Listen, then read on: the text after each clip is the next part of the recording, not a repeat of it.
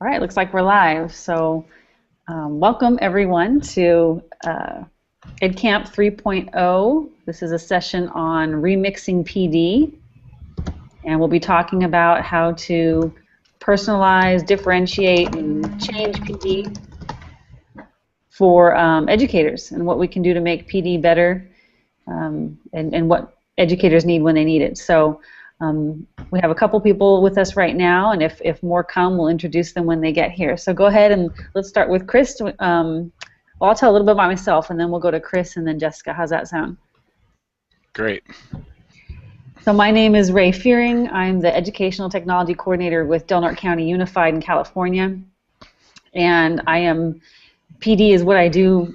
A big part of my job is setting up PD for teachers and helping train teachers, and so I'm very interested in changing it up. I believe that we should teach teachers the way we want students taught, and traditionally we don't do that too much. So I'm looking at ways to alter what we currently do. We've done some cool stuff, and I want to learn what others are doing and use that. So that's a little bit about me. Chris, why don't you go? I am a local school technology coordinator and instructional coach at an elementary school, and I am near Decula, Georgia, about an hour northeast of Atlanta. And I'm really interested in a lot of the same things that you mentioned. Our traditional models of delivering PD sort of ignore teacher voice and the things that we do with our students. Like you said, we don't do enough of it with teachers. So just modeling that good instruction while we deliver PD and really giving teachers reasons to be engaged and to get more out of it than we're currently offering them. Excellent. Jessica.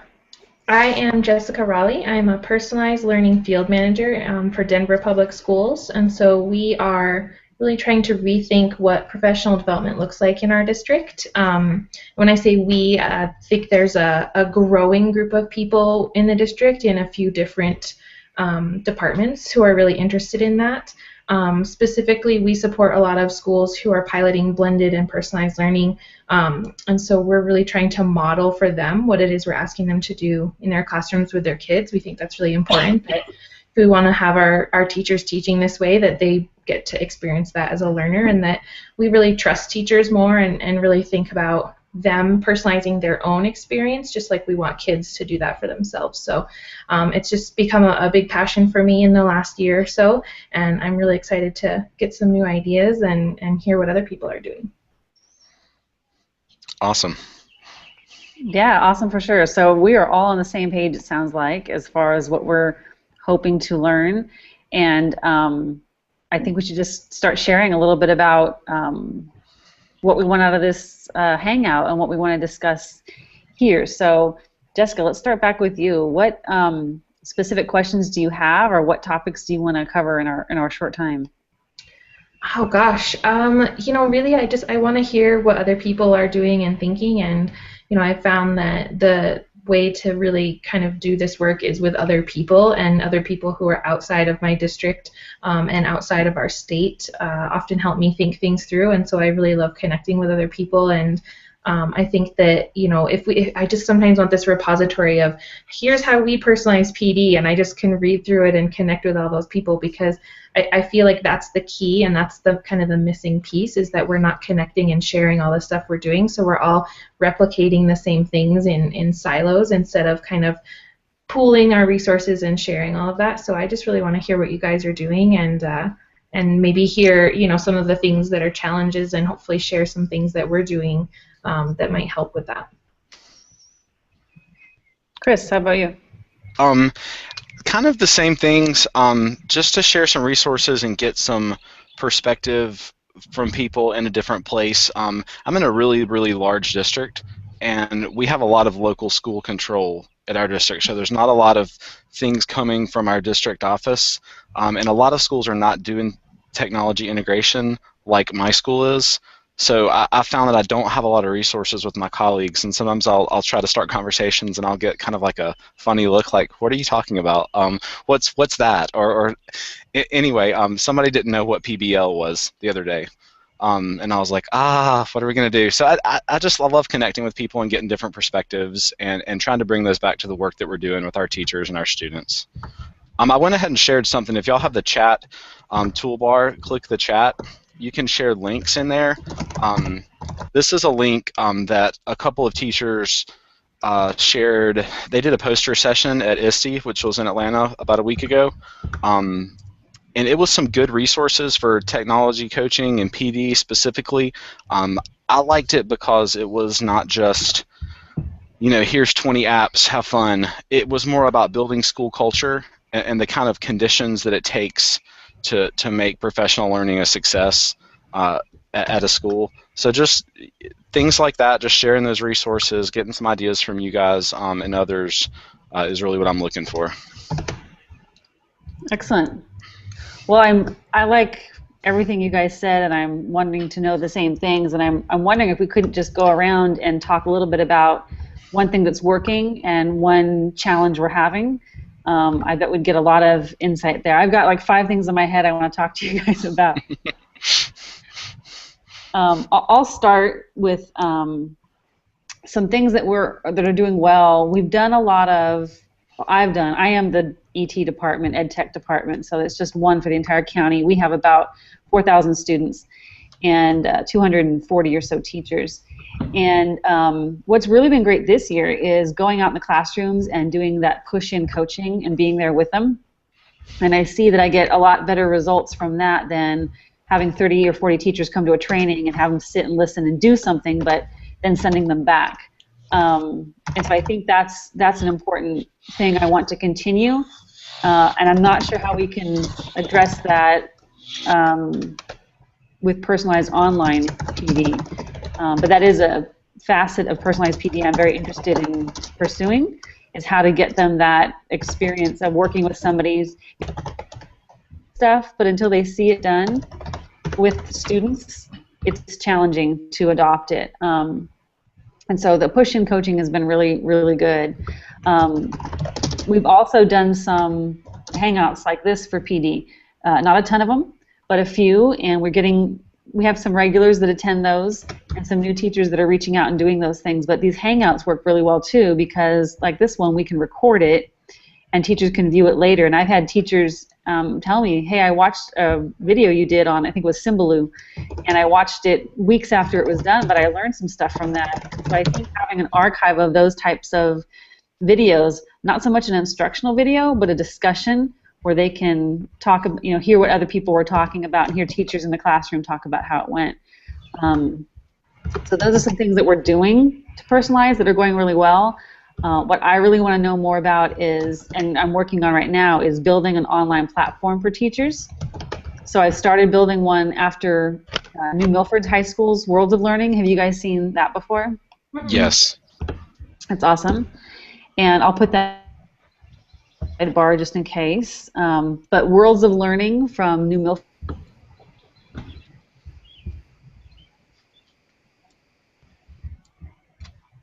Uh-oh. Did we lose her?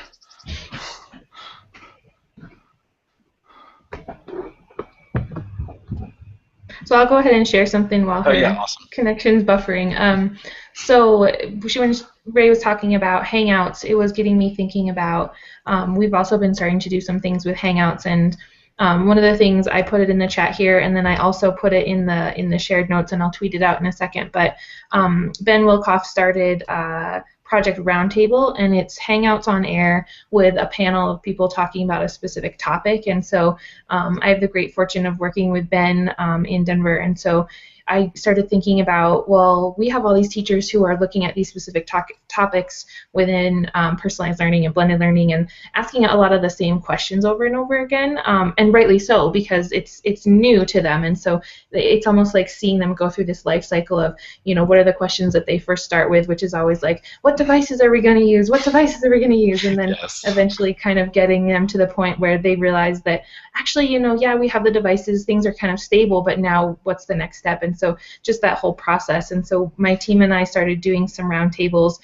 just on topics as people started, identifying those things as needs. And so I've been really thinking a lot about how we can maximize Hangouts for coaching as well, because we just can't get to every teacher around the district. And so I think being able to, maybe start that conversation with them and build that relationship in person, but then take that to a virtual space so that we get to, have those touch points with them more frequently, because I think, they understand that that's, they have 20 minutes for their plan time between trying to grab something to eat and running from here, there, and everywhere. And so if we can just be available to them for that 20 minutes rather than having to make it a big ordeal, I think virtual office hours and, especially because of the Hangouts on Air being recorded, just if one teacher is asking the question, I'm always thinking about how many other teachers are wondering. And so what can I do to put that information in a place so it can live somewhere? Because the answer should never live with me and the person who asked it. I always want it to live somewhere else.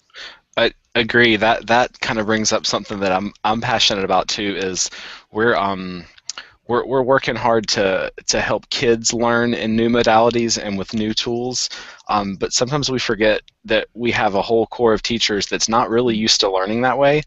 And so we almost have to teach them how to learn from things like Hangouts on Air and making them available and not expect them to just run with it right away. That, like you were saying, it's going to be a learning process.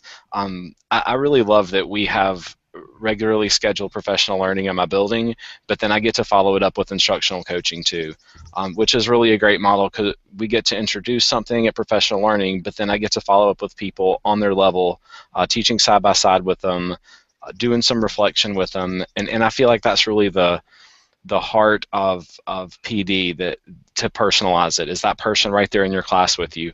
So many teachers shared with me this year, they said, I would have never tried that if you weren't right here. Mm-hmm. And because they tried it, and one of my favorite things to do, this is going to sound silly, but I actually like messing up in front of people. Like, I like it when the tech messes up. I like it when my lesson falls flat because I have an opportunity to model for them, that failure is okay. And that, they're like, oh my gosh, he's like an expert and he failed. And I want them to see that. And I think it's really refreshing. And that's something that's really helped in our school, is just that coaching model, and following up professional learning with coaching. One thing that I'd like to do more of, though, is do some more flipped PD where something is done prior to our sessions, where we can focus our session more on just kind of the core of our work. I just feel like in that 38 minutes, I'm trying to cram in so much that I just overwhelm people, and I'm getting better at that. But I just want to figure out what we can do maybe before and after, how I can restructure, how I can make it more personalized and engaging, so that it doesn't feel like that during that time. Mm-hmm. Yeah, I think one of the things that always perplexed me, and I can never figure it out, was how do I meet, I know I want to meet all their needs, but how do I do that? Because with my students, my fourth graders, I had them all day, every day, and so if something needed to carry over into the next day or the next week, we talk a lot as teachers about how we don't have enough time, which I think is definitely true. Like, we don't have enough actual learning time with our kiddos. But when you really think about that compared to facilitating adult learning, that 38 minutes, that 45 minutes where, by the time you get them in there and everybody's in the dock or everyone's on the site, next thing you know, we gotta go get our kids. And so it can be, it can be really hard to differentiate, and especially then to personalize for everybody. And so I always, again, have been going back to how can I have multiple pathways and multiple opportunities for the learning to have different entry points, because I really don't want it to be sit and get. And so anything I can build ahead of time, it's going to help them during that facilitation, but then it's going to help them after the fact, and they're going to be able to share it with other people and then keep referencing back to it. And so I keep thinking about almost like a flipped in class kind of a situation, but for our PD, because and then helping them to be able to facilitate those things. Because for me, I'm at so many different schools and trying to support really a whole district full of schools with this work, and I can't be going to each place individually, and it's really hard to kind of do that. It needs to be the train the trainer kind of a thing, where I'm going to teachers and saying, okay, here are the things, and then now you go and teach other people. And so I think any of those like do-it-yourself facilitations or building something out and saying, yeah, hey, take it, teach someone else, share it with someone else, I think those things are really cool too. Awesome. Did you see that Ray just tweeted out that she lost Wi-Fi? Oh, no. Yeah, poor thing. I just told her that we're sorry. And I tweeted out the link in case someone else wants to watch. It would make me feel good if others are watching too. But it's broadcast, so it'll be there still, so it's nice. And how many schools are in your district? Oh gosh, you had to ask me that on camera. But We have probably. I'm gonna look it up. or We have a lot. roughly. We're the largest school district in Colorado. I think we just went from second largest to the largest. So Okay. I support at any given time probably about 20 to 30 schools specifically who are engaging in personalized learning. But then we also try to have things available because there are all the other schools who aren't necessarily funded through grants or have other things available. But and it's not just me personally. There's a team of 3 of us, Okay. and then, like I said, we have a few other people in our district who are kind of helping and taking charge with this work as well. So we kind of get to pull in some help with ed tech and from our IT department and in our professional development department. So that's really great too, that we keep trying to think about, like, for me, I want my job to go away. Like, for my ultimate goal would be if I don't have this job anymore, because that means that it's just a natural part of the district, and there isn't a special job or a special role for personalizing PD. It's just the expectation. It's just what's happening. And so I'm constantly thinking about how can